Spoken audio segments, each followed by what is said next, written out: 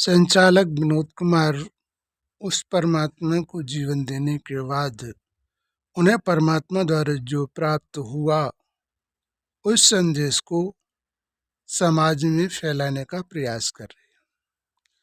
परमात्मा इस पृथ्वी का एक रचयिता है जिसको शिवलिंग से भी जानते हैं लोग, ज्योति के रूप में भी जानते हैं, उसे जो है अकाल मूर्त के नाम से भी जानते हैं, कालों का महाकाल भी कहते हैं। इस प्रकार से उसे अनेक नाम अनेक रूपों से भी मनुष्य जानता है। और उसी परमात्मा के द्वारा धर्म पिताओं का जन्म हुआ। परमात्मा ने इस संसार पर धर्म पिताओं को संसार की शांति के लिए भेजा। वो सभी धर्म पिता आकर इस संसार पर शांति की स्थापना करते हैं। इसी अनुसार से अनेक धर्म अनेक वर्गों का जन्म हुआ। तो परमात्मा द्वारा इन व्यवस्थाओं का संचालन चलता है। क्रिश्चियन द्वारा क्रिश्चियन धर्म की स्थापना भी, ये भी परमात्मा की याद में संपूर्ण तरीके से लीन रहते थे, तब उन्होंने क्रिश्चियन धर्म की स्थापना कर पाई। तो वास्तविक क्रिश्चियन धर्म की स्थापना भी उसी परमात्मा ने इन क्रिश्चियन जी को इस संसार पर भेजा शांति वातावरण बनाने के लिए। धर्मपिता जब जब संसार में आते हैं तो क्यों आते हैं?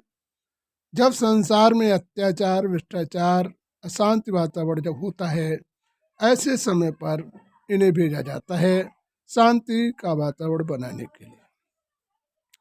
इसी प्रकार से रामचंद्र जी भी संसार पर आए। उन्होंने उस अत्याचार या भ्रष्टाचार अधिक बढ़ रहा था, इसको रोकने के लिए, इसका परिवर्तन करने के लिए उन्होंने अपनी शक्ति प्रदर्शन करके इस समाज के अत्याचार को मिटाया। और वो भी सदा उस परमात्मा शिव के ध्यान में सदा लीन रहते थे।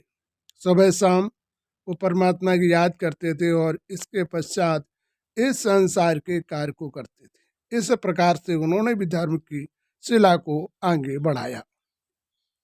इस प्रकार से संसार पर हर धर्म पिताओं का आना हुआ। शंकराचार्य ने संसार पर संन्यास धर्म की स्थापना की। इन्होंने तपस्या करके एक वैराग वृत्ति का भाव पैदा किया लोगों में। और वैराग नष्टो मोह, मतलब जो है काम क्रोध लोभ मोह अहंकार से परे जाकर आत्म शांति का पाठ पढ़ाया। वैराग वृत्ति मोह ममता का इन्होंने समाज में त्याग करवाया। इन्होंने घर परिवार छोड़कर जंगलों में रहना, अलग व्यवस्था बनाना, घर बार से दूर रहना, लोगों के अंदर शिष्टाचार लाना, लोगों के अंदर से दे अभिमान की व्यवस्था को तोड़ाने का काम शंकराचार्य जी ने किया।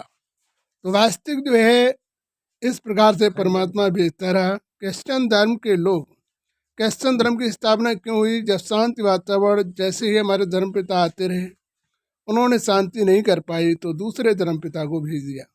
क्रिश्चियन धर्म ने भी उस ज्योति निराकार को याद करके तब उन्होंने क्रिश्चियन धर्म की स्थापना का कार्य किया। इस प्रकार से हमारे इस संसार पर जो भी धर्म पिता आते रहे, उन्होंने उसी परमात्मा की याद करके संसार में शांति लाने का पूर्ण प्रयास अपने जीवन भर किया। इसलिए उन्होंने क्रिश्चियन धर्म की स्थापना की। महात्मा बुद्ध ने भी बहुत समय तपस्या करने के बाद तब उन्होंने बौद्ध धर्म की स्थापना की। तो वास्तविक बौद्ध धर्म की स्थापना उन्होंने की लोगों में शांति लाने के लिए, लोगों में एकता लाने के लिए, लोगों के अंदर एक आदर्श भर के आपस में वैमनस्यता की व्यवस्था को समाप्त करने के लिए उन्होंने बौद्ध धर्म की स्थापना की। इसी प्रकार से गुरु नानक ने भी सिख धर्म की स्थापना की।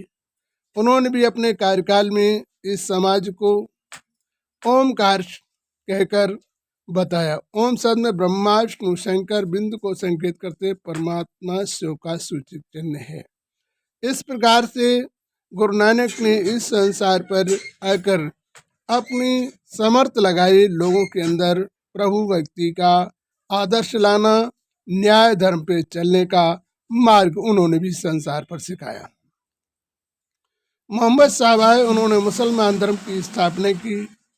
उनका भी उद्देश्य रहा लोगों की अंदर भावनाओं में ईर्ष्या दोष की भावनाएं दूर हों।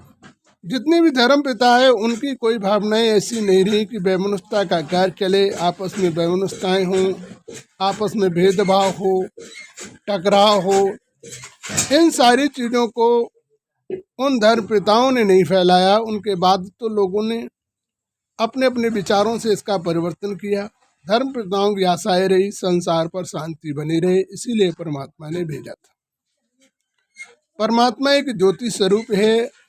सभी उस परमात्मा शिव की याद करके इस संसार का परिवर्तन करते हैं। सभी धर्म पिताओं ने उस परमात्मा की याद करके धर्म की स्थापनाएं की। इस प्रकार से यदि संसार में मनुष्य प्राणी भी उस परमात्मा की याद करके अपनी आत्मिक स्थिति को परिवर्तन कर सकता है। आत्मा को स्वच्छ करना है तो उस परमात्मा की याद करनी है। यदि हमें आर्थिक सहायता चाहिए तो देवताओं की याद करके सहायता मिल सकती है, लेकिन वास्तविकता जो देखा जाए, आत्मा उस परमात्मा की याद करके अपने जीवन के समस्त अपराधों से मुक्ति प्राप्त कर सकती है।